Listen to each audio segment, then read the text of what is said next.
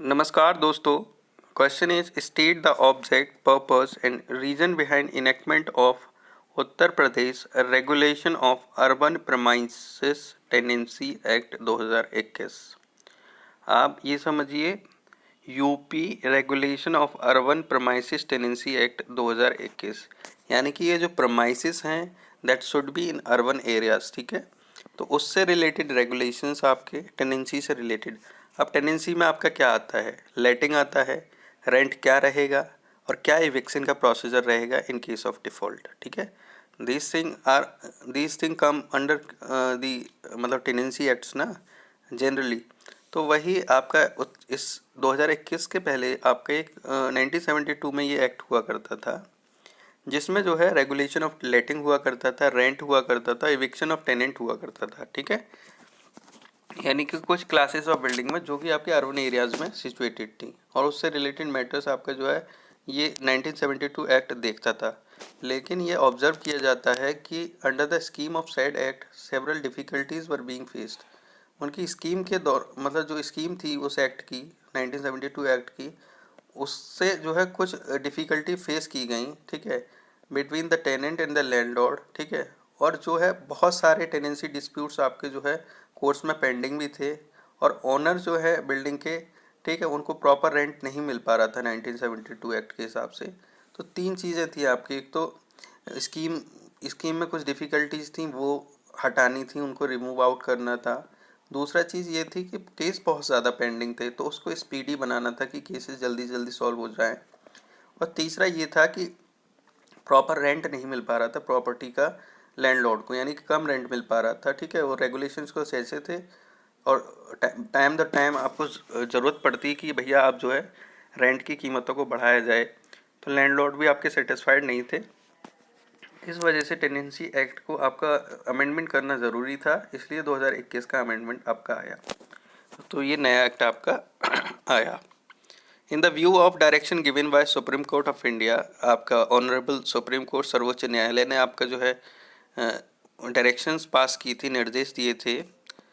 ठीक है, the draft model tenancy act was prepared by government of India, यानी कि एक सेंट्रल लेजिस्लेशन आपका तैयार हुआ था, इसे मॉडल टेनेंसी एक्ट कहते हैं, यानी कि उसी के आधार पर जो है स्टेट जो है टेनेंसी लॉज बनाएंगे।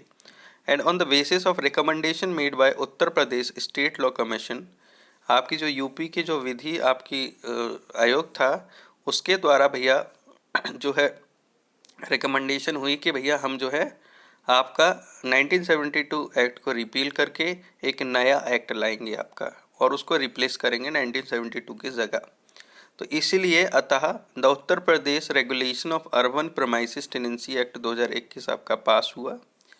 ठीक है, इसमें आपका रेंट अथॉरिटी इस्टेब्लिश की गई, रेंट ट्रिब्यूनल इस्टेब्लिश किए गए, जो कि क्या कहते हैं प्रीमाइसेस के रेंट को रेगुलेट करेंगे, और interest of landlord and tenant को प्रोटेक्ट करेंगे, और स्पीडी एडजुडिकेशन, यानी कि जो है तेज़ी से भैया मामले को निपटाएंगे, और mechanism for resolution of disputes, और एक एडजुडिकेशन मैकेनिज्म होगा जो स्पीडी आपका जैसे डिस्प्यूट को रिजॉल्व करेगा, वही मतलब है इसका। And for matters connected therewith और इंसिडेंटल देयर टू, या उससे रिलेटेड जो भी आपके मामले होंगे या उसके इंसिडेंटल जो भी मामले होंगे, तर्क मतलब उससे रिलेटेड जो भी तार्किक मामले जो हो सकते हैं, वो भी भैया इसमें जो है देखा जाएगा इस एक्ट के तहत। तो ये आपका पहले क्वेश्चन का आंसर हो गया। दूसरा है, what are the limit within which Uttar Pradesh regulation of urban tenancy act 2021 is applicable, and what are the premises on which आपका एक्ट इज़ नॉट एप्लीकेबल। तो दो चीज़ें आपका, सबसे पहली लिमिट पूछी गई है कि अर्बन प्रमाइसेस टेनेंसी एक्ट जो है किस किस हद तक आपका एप्लीकेबल है, क्या उसकी लिमिट है। दूसरी चीज़ ये पूछी गई है कि कौन सी जगह, कौन सी प्रमाइसेस पे ये एक्ट लागू नहीं होता है। तो इसको दो भागों में हम देखेंगे। सबसे पहला भाग जो आपका है वो जो लिमिट जिसमें कि आपका ये एप्लीकेबल होता है वो आपका सेक्शन 1 में दे रखा है, और किस प्रमाइसेस पे एप्लीकेबल नहीं है वो आपका सेक्शन 3 में दे रखा है। तो हम देखते हैं एक्सटेंट ऑफ द एक्ट क्या है। तो सेक्शन 1 क्लॉज 2 कहता है कि Uttar Pradesh regulation of urban premises tenancy act 2021 जो है वो होल ऑफ उत्तर प्रदेश पे आपका एक्सटेंड करता है। तो होल ऑफ उत्तर प्रदेश पे एक्सटेंड करता है ये आपका। फिर उसके बाद 1 क्लॉज 3 ये कहता है कि हर एक सिटी जो कि उत्तर प्रदेश म्यूनिसिपल कॉरपोरेशन एक्ट 1959 के तहत आपका डिफाइंड है, तो वहाँ ये लागू होगा। हर एक म्यूनिसिपल एरिया जो उत्तर प्रदेश म्यूनिसिपैलिटीज़ एक्ट 1916 के तहत आपका आता है, डिफाइंड है, उसमें लगेगा। कोई भी डेवलपमेंट एरिया जो Uttar Pradesh urban planning and development act 1973 के तहत नोटिफाइड है, उस पर लगेगा। कोई भी स्पेशल डेवलपमेंट एरिया जो Uttar Pradesh special area development authorities act 1986 के द्वारा जो है आपका नोटिफाइड है, उस पर लगेगा। कोई भी इंडस्ट्रियल डेवलपमेंट एरिया जो कि आपका नोटिफाइड है उत्तर प्रदेश इंडस्ट्रियल एरिया डेवलपमेंट एक्ट 1976 के द्वारा, उस पर लगेगा। कोई भी रेगुलेटेड एरिया जो कि नोटिफाइड है आपका Uttar Pradesh regulation of building operation act 1950 act उसके ऊपर लगेगा। कोई भी एरिया जो कि क्या कहते हैं वेरियस हाउसिंग स्कीम्स, यानी कि आवास से रिलेटेड जितने भी स्कीम्स हैं, उत्तर प्रदेश आवास एवं विकास परिषद जो है उसके द्वारा, जो कि आपका उत्तर प्रदेश आवास एवं विकास परिषद अधिनियम 1965 के द्वारा आपका जो है कॉन्स्टिट्यूट की गई हैं, तो उन पे ये लगेगा। प्रोवाइडेड दैट, यानी कि प्रोविजो क्या है आपका कि state government if it is satisfied that it is necessary और expedient to so to do in the interest of general public, declared that this act or any part thereof shall apply to such area and thereupon this act or part shall apply to such area। तो ये कहा गया है कि राज्य सरकार अगर ये संतुष्ट होती है कि ये ज़रूरी है या ये एक्सपीडियंट है जनरल पब्लिक के इंटरेस्ट में, तो ऐसे एक्ट या ऐसे पार्ट को आपका डिक्लेयर कर सकती है कि भैया आप जो है इस पे जो है ये ऐसे एरिया पे लागू होगा, ठीक है, या फिर आपका जो है ये एक्ट या पार्ट जो है इस जगह जो है लागू हो रहा है। तो ये आपका भैया ये इसमें दे रखा है। अब आपका premises on which the act is not applicable वो देख लेते हैं कौन कौन से प्रेमाइसिस पे नहीं लगता है। तो सेक्शन 3 क्लॉज 1 कहता है एक्ट का कि एक्ट जो है आपका इन प्रेमाइसिस पे आपका लागू नहीं होगा। premises owned by central government or state government or the union territory administration or a government undertaking or enterprises of the statutory body और अ कंटेनमेंट बोर्ड, यानी कि सिंपल सी बात है, कोई भी गवर्नमेंट बिल्डिंग है उन पे भैया जो है आपका ये लागू नहीं होगा। अब इसमें गवर्नमेंट बिल्डिंग सेंट्रल गवर्नमेंट की हो सकती है, स्टेट गवर्नमेंट की हो सकती है, यूटी की हो सकती है, कोई भी गवर्नमेंट अंडरटेकिंग हो सकती है, कोई भी इंटरप्राइजेस या स्टैट्यूटरी बॉडी या फिर आपका कंटेनमेंट बोर्ड, ठीक है, उन पे ये लागू नहीं होगा। दूसरा है आपका premises owned by company, university, organization given on rent to its employees as part of service contract, ठीक है, सर्विस कॉन्ट्रैक्ट के हिसाब से उन्होंने जो है रेंट पे दे रखा है, तो उस पर ये लागू नहीं होगा एक्ट आपका Uttar Pradesh urban tenancy act 2021, ठीक है। ऐसी प्रोमाइसिस पे जो कि यूनिवर्सिटी ऑर्गेनाइजेशन अपने बंदे को देती है जो उनके अंडर सर्विस कर रहा है कि ये पर्टिकुलर रेंट लेंगे, तो उन पे उनके रेगुलेशन, यूनिवर्सिटी के रेगुलेशन, खुद के रेगुलेशंस आपके लाइव करेंगे, ना कि ये अप्लाई होगा, क्योंकि यूनिवर्सिटी के रेगुलेशंस भी आपके बायलॉज में आते हैं, तो भैया वो वेल प्रोटेक्टेड है अंडर कॉन्स्टिट्यूशंस ऑल्सो। सो आपका जो है Uttar Pradesh regulation of tenancy act will not be applied to them. उसके बाद प्रेमाइसेस ओन्ड बाय रिलीजियस और charitable institution as may be specify by notification by state government, अगर state government आपका notify करती है कोई भी प्रेमाइसेस जो कि रिलीजियस और चैरिटेबल इंस्टीट्यूशन है, तो उस पर एक्ट लागू नहीं करेगा। प्रेमाइसेस ओन्ड बाय वक्फ रजिस्टर्ड अंडर वक्फ एक्ट 1995, वक्फ कौन सी प्रॉपर्टी होती है आप समझ लीजिए, द प्रॉपर्टी जिसमें आप परमानेंट डेडिकेशन गॉड को दे देते हैं कि भैया ये this property belongs to God, ठीक है, या फिर कोई ऐसे चैरिटेबल पर्पज़ के लिए जिसका अल्टीमेट पर्पज़ होता है to vest property in the name of God, तो वो आपका वक्फ होता है। तो ऐसी प्रॉपर्टी जो गॉड के नाम में है या पब्लिक ट्रस्ट ऐसा जो कि क्या कहते हैं आपका रजिस्टर्ड है, ठीक है, तो उस केस में आपका ये अर्बन जो है टेनेंसी एक्ट लागू नहीं होगा, उस पर आप रेंट नहीं लेंगे, सिंपल बात है।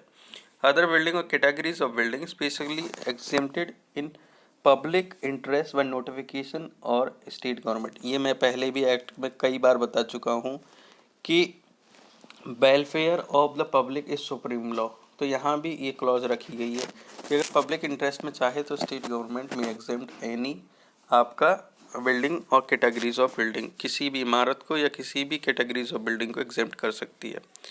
उसके बाद एक्सेप्शंस देख लेते हैं क्या अपवाद है इसका।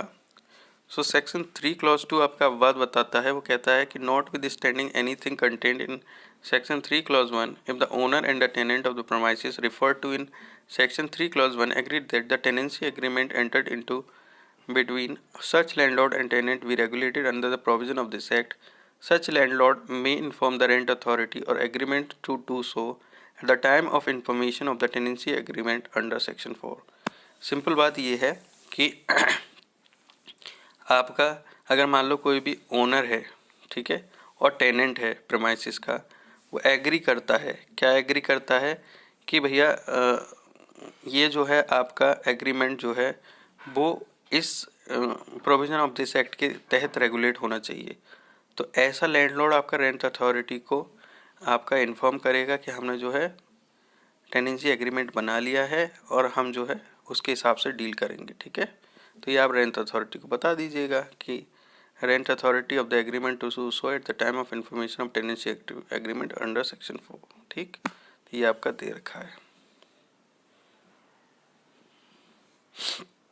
उसके बाद एक्सप्लेन करना है आपको ये चीज़, लैंडलॉर्ड क्या होता है, टेनेंट क्या होता है, सब टेनेंट क्या होता है, टेनेंसी एग्रीमेंट क्या होता है, प्रेमाइसिस क्या होता है, ठीक है। ये आपको पर्टिकुलर चीज़ें आपको डिस्कस करनी है।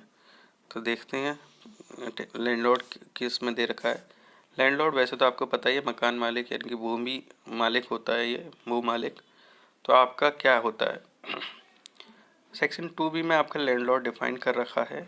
तो landlord whether called land owner और लेसर और by any other name means a person who receives or is entitled to receive the rent of any premises on his own account if the premises are let out to a tenant and shall include, ठीक।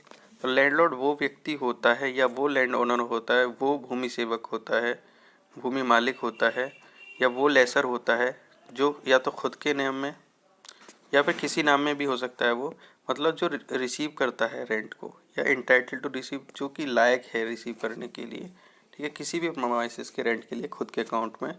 तो वो आपका कौन होता है,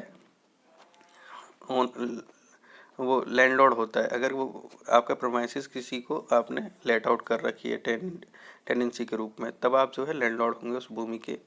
अब इसमें कौन कौन आएगा, अगर आप ख़त्म हो गए तो आपके सक्सेसर, ट्रांसफरी और असाइनी आ जाएंगे उस पोजीशन में, या फिर कोई भी ट्रस्टी और गार्जियन और receiver receiving rent for any premises और entitled to so receive on account of और ऑन बिहाफ ऑफ और for the benefit of any other person such as minor और a person of unsound mind who can not enter into contract. मान लीजिए कोई minor है, कोई भी आपका इनकैपेबल पर्सन है, उसके लिए जो भी ट्रस्टी या गार्जियन या जो भी आपका रिसीवर है वो आपका भैया लैंडलॉर्ड हो जाएगा, ठीक। तो आपका ये आपका हो गया। उसके बाद टेनेंट देखते हैं, टेनेंट कौन होता है। तो टेनेंट आपका 2J में डिफाइंड है। तो टेनेंट होता है आपका टेनेंट वेदर कॉल्ड लेसी और by any other name means a person by whom और ऑन हुज अकाउंट और on behalf of whom the rent of any premises payable to the landlord under tenancy agreement and include, ठीक है। तो tenant कौन होता है, किराएदार वही होता है, या तो लेसी होता है या किसी भी नाम से हो सकता है वो, ठीक है, जिसके द्वारा या जिसके अकाउंट से, ठीक है, या जिसके बिहाफ पे आपका जो है रेंट पेबल होता है कि आपको रेंट देना ही देना है, तो वो आप टेनेंट हो गए, ठीक है। किसी भी लैंडलॉर्ड को या तो टेनेंसी एग्रीमेंट के थ्रू या किसी और प्रोसेस के थ्रू, एंड इंक्लूड क्या करता है, include any person occupying the premises as a subtenant and also, ठीक है। मान लो टेनेंट ने दूसरा जो है अपनी पावर को डेलीगेट करके दूसरे को दे दी है प्रॉपर्टी, ठीक है, सब टेनेंट बना दिया है, तो that subtenant also be termed as tenant, ठीक है, under this act. Any person continuing in possession after the termination of his tenancy, whether before or after the commencement of this act, but shall not include any person against whom any order or decree for eviction has been made। तो कोई भी person जो कि आपका tenancy खत्म होने के बाद भी पोजीशन कंटिन्यू करता है, ठीक है, चाहे तो वो पहले हो सकता है या after the commencement of this act हो सकता है, लेकिन कोई भी व्यक्ति उसमें इंक्लूड नहीं होगा जिसके अगेंस्ट आपने कोई ऑर्डर या डिक्री एविक्शन के लिए बनाई है। सब टेनेंट आपका पता ही है, सब टेनेंट यानी कि कोई भी पर्सन जो कि क्या कहते हैं टेनेंट के द्वारा सबलेट किया जाता है, या तो पूरी प्रॉपर्टी के लिए या कुछ पार्ट ऑफ प्रॉपर्टी के लिए, ठीक है। और वो जो है और वो जो जिसने टेनेंट है वो अपने ट्रांसफ़र करता है या असाइन करता है जो राइट उसके टेनेंसी एग्रीमेंट में अक्रू कर रहे हैं या उस पार्ट के लिए या होल के लिए, ठीक है। तो यही आपका जो है सब टेनेंस हो जाती है। मतलब सिंपल सी बात है, जैसे आप कोई टेनेंट हो, आपको टेनेंसी एग्रीमेंट के थ्रू कुछ राइट्स तो मिल ही गई हैं, कुछ राइट्स आपको मिल गए हैं। आप क्या करते हो, आप सब टेनेंट किसी को बनाते हो, दूसरे को आप जो है अपनी टेनेंसी के अंतर्गत दूसरे को किराएदार बनाते हो। आप खुद किराएदार हो, दूसरे को किराएदार बनाते हो। तो जो दूसरे को किराएदार बना रहे हो तो उसको कुछ तो राइट दोगे, या तो पूरी भूमि के लिए किराएदार बना रहे हो या जो है थोड़ी भूमि के लिए किराएदार बना रहे हो। तो जितनी भूमि के लिए आप किराएदार बना रहे हो आप जो है उतना भैया उसको दोगे, तो उसके लिए भी आप एक सप्लीमेंट्री एग्रीमेंट में आप एंटर हो सकते हो, ठीक है। अब टेनेंसी एग्रीमेंट क्या होता है, टेनेंसी एग्रीमेंट वही होता है, देखो एग्रीमेंट क्या होता है, एग्रीमेंट होता है agreeing in the same thing in the same sense, ठीक है। आपका फ्री कंसेंट के साथ आप एग्री होते हो। एग्रीमेंट वो होता है कि एवरी प्रॉमिस और सेट ऑफ प्रोमिस, ठीक है, जो कि आपका forming part of consideration for each other, वो आपका एग्रीमेंट होता है। ये section 2E of Indian contract act में भी आपका दे रखा है। अब जो एग्रीमेंट आपका टेनेंसी से रिलेटेड होते हैं उसको टेनेंसी एग्रीमेंट बोलते हैं।